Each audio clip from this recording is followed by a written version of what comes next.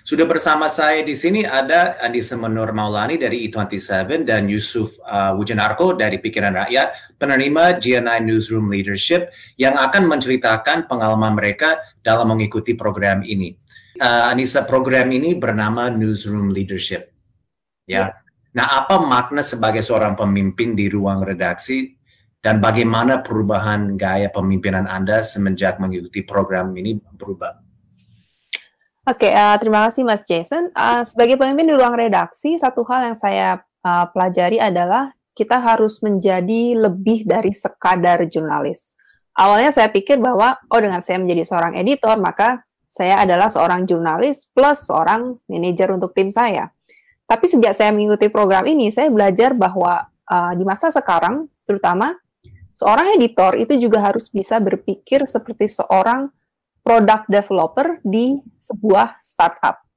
Jadi kita tidak hanya melakukan pekerjaan rutin seorang redaksi seperti misalnya memberi assignment kepada reporter untuk meliput sesuatu atau untuk menulis feature dan membuat editorial calendar, tapi kita juga harus belajar untuk mengembangkan produk jurnalistik yang kita miliki sekarang ini untuk menuju sebuah arah yang baru karena kita sekarang ini sedang memasuki sebuah era yang baru di dunia jurnalistik di mana kita pelaku industri media benar-benar harus kreatif supaya mereka bisa bertahan, dan oleh karena itu penting sekali untuk punya mindset seperti seorang product developer di startup. Ini yang saya pelajari dari selama di Columbia University. Kami mengikuti kelas yang diajari oleh Kevin Delaney, pendiri Quartz. Di perusahaan beliau bahkan antara tim redaksi dengan tim developer itu duduknya di meja yang sama.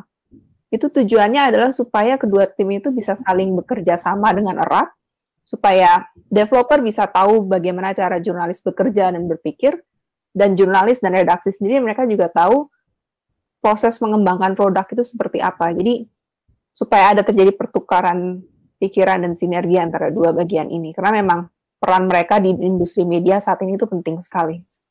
Ya, seperti kita ketahui kan Pikiran Rakyat sudah lahir pra-digital itu ya. Ini kami media pra-digital, jadi memang betul ada sedikit lebih kaku untuk menjadi pemimpin ketika muncul era disrupsi, kemudian kami juga harus banyak beradaptasi. Selain harus melakukan pekerjaan rutinitas jurnalistik sehari-hari, memberikan tugas, kemudian juga memimpin tim untuk membuat peliputan, salah satu hal yang paling penting yang harus diterapkan sebetulnya untuk media yang beralih gitu ya, yang sebelumnya hanya berkutat dengan cetak kemudian beralih ke digital, itu harus menyeimbangkan. Bukan hanya kami merancang tim yang solid untuk membuat produk jurnalistik, tetapi juga lebih mengayomi orang-orang yang sebelumnya belum terbiasa menggunakan berbagai platform digital untuk juga memahami itu, kemudian juga lebih adaptif dengan dinamika di dunia digital. Oke. Dan ini setahu saya di program ini ada semacam tugas akhir, benar nggak di situ? Nah, kalau mungkin bisa Anissa cerita sedikit mengenai tugas akhir kamu di situ? Ya, baik. Jadi mungkin saya cerita sedikit dulu tentang E27 itu media apa. Jadi kami adalah sebuah media yang berfokus pada komunitas startup di Asia Tenggara. Selama ini kami banyak dikenal sebagai platform berita yang khusus membahas tentang startup di kawasan ini. Namun proyek yang kami lakukan sekarang ini yang kemudian saya presentasikan selama program GNI ini adalah kami sedang mengembangkan sebuah membership program sebagai suatu alternatif baru untuk kami untuk menghasilkan revenue. Program itu namanya adalah E27 Pro. Jadi isi programnya itu adalah sebagai sebuah program membership. Kami menawarkan beberapa benefits untuk anggota kami, mulai dari ada namanya Ecosystem Roundup. Itu adalah sebuah newsletter yang berisi analisis berita terbaru di dunia startup Asia Tenggara. Lalu ada juga namanya E27 Connect. Itu adalah sebuah event online yang menghubungkan antara startup dengan calon investor.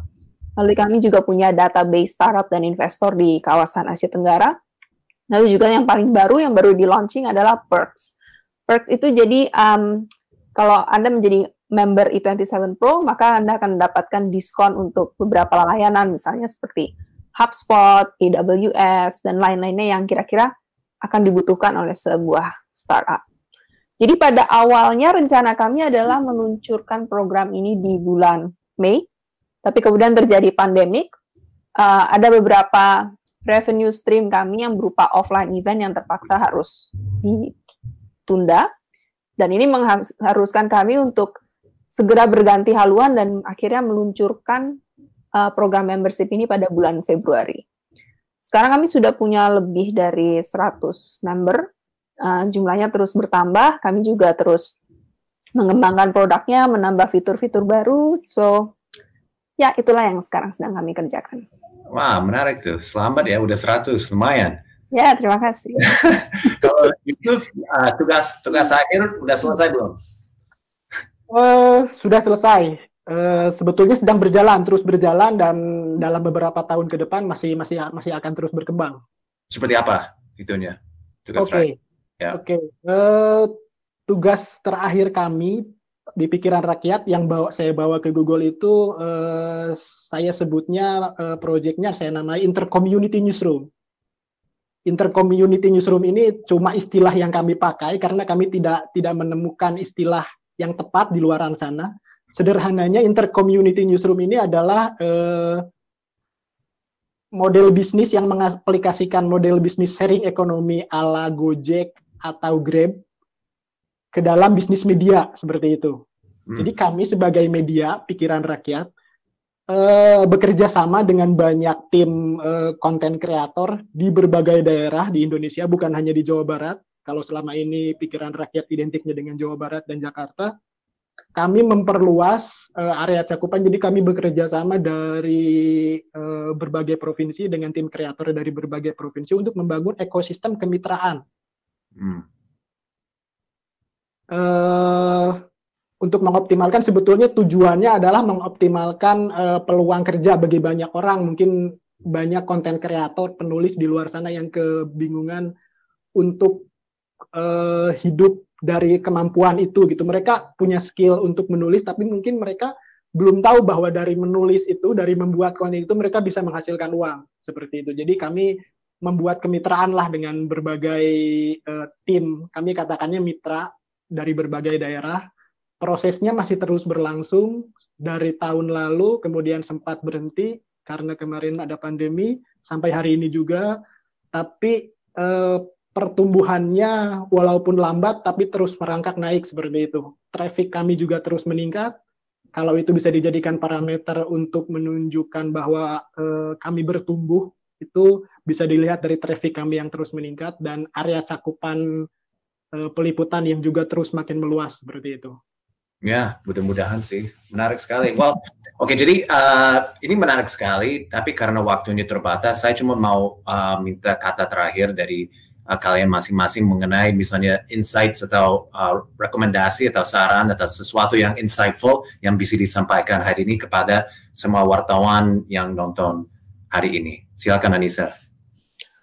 Ya, satu hal yang mungkin ingin saya sampaikan adalah menjadi wartawan di era sekarang ini adalah kita harus bisa membawa ruang redaksi kita menuju ke masa depan. Artinya apa? Tadi kan seperti Yusuf bilang, selama kita berada di California, kita juga ikut kelas untuk mempelajari yang namanya design sprint. Dan ketika saya pertama kali masuk ke dunia jurnalistik, saya sama sekali tidak pernah membayangkan bahwa suatu saat saya akan perlu belajar design sprint. Karena saya pikir itu urusannya orang-orang produk atau orang-orang IT. Tapi ternyata kita sekarang ada di suatu masa yang sangat menentukan bagi masa depan industri media. Dan sebagai pemimpin redaksi terutama, kita perlu sikap dan keterampilan yang mungkin oleh para pendahulu kita di tahun 90-an ke atas, yang pada masa itu mungkin mereka tidak perlu untuk punya skill seperti ini. Tapi karena kita ada di zaman yang berbeda, tentunya kita juga harus punya skill yang berbeda. Dan salah satunya misalnya design sprint, lalu kemampuan berpikir untuk membangun sebuah produk baru, lalu untuk bisa bekerja sama dengan tim di luar redaksi untuk bagaimana menghasilkan produk baru tersebut. Jadi jadi seorang jurnalis pada masa dahulu dan sekarang pastinya sangat berbeda, tuntutannya sangat berbeda, dan kita mesti mempersiapkan diri untuk bisa memenuhi hal itu. Benar. Kalau Yusuf, ada saran nggak buat kita? Oke, untuk saat ini sebetulnya pandemi jadi semacam amplifikator ya untuk para pekerja media sebetulnya untuk menghasilkan produk jurnalistik yang lebih berwarna karena ada kemudahan yang ditawarkan. Jadi sepertinya sekarang ini adalah momentum yang tepat untuk membuat karya jurnalistik yang bukan hanya liputan tapi juga kita bisa memanfaatkan olah data, statistik, kemudian juga teknologi yang ada. Jadi sebetulnya inilah momentum yang tepat kalau misalnya kita sebagai pekerja media ingin membuat sesuatu yang berbeda dari masa sebelumnya, seperti itu. Ya, baiklah. Nisa, Yusuf, terima kasih sekali, dan terima kasih atas waktunya dan kehadiran hari ini, dan selamat udah selesai, udah lulus dari program GNI Newsroom Leadership. Kami dari pihak Google pasti sangat bangga dan senang sekali bisa ngobrol hari ini, dan semoga dalam waktu dekat kita juga bisa makan bersama lagi ya di kantor. Looking forward. Thank you so much. Bye-bye. Bye-bye.